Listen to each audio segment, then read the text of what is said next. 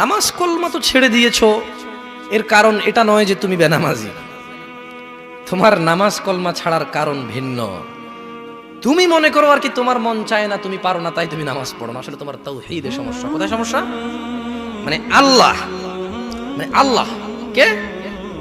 আল্লাহ তিনি যে তোমার হিসাব নিতে সক্ষম এবং তিনি যে তোমার হিসেব নিবে, তুমি এটা পরিপূর্ণভাবে বিশ্বাস করো না, তাহলে তো তুমি নামাজ পড়তে। তুমি মনে করো আর কি তুমি নামাজ পড়ছো না, তুমি গাফেল।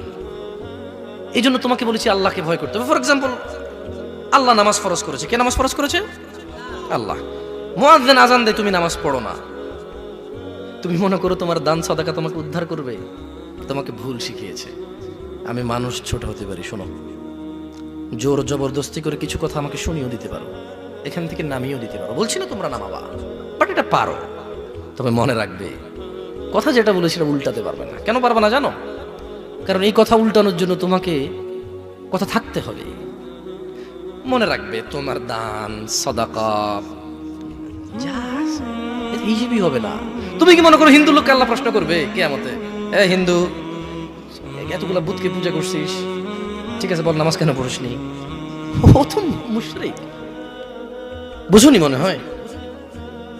এটা স্কুল, এখানে আমি পড়ি না, আমার কি পরীক্ষা হবে? বুঝে দিতে পারিনি মনে হয়। তো যে মুশরিক, তার নামাজ রোজা হজ যাকাতের হিসাব কিসের হিসাব? সে তো অলরেডি এমন অপরাধী যা ক্ষমাযোগ্য নয়, যা কি নয়, ক্ষমাযোগ্য নয়। একজন বেনামাজি মানুষ, সে মনে করে নামাজ না পড়া শুধু নামাজ না পড়া, অথচ আল্লাহর নবী, যে একটু আগে বললাম, আল্লাহ বলেছে যদি তোমরা আল্লাহর ভালোবাসা পেতে চাও তাহলে রাসূলের অনুসরণ করো।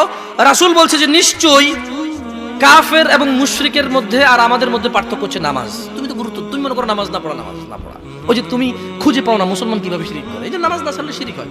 দেখো, আমি অনুবাদক, এখানে যারা বুখারী পড়ায়, মুসলিম পড়ায়, তিরমিজি পড়ায়, হাদিস তারা পেয়েছে না। হানাফি, শাফি, মালিকি, হাম্বলি, তিরমিজি, আবু দাউদ নাম দিয়ে তুমি পরিবর্তন করে গোপন করতে পারো, কিন্তু আছে।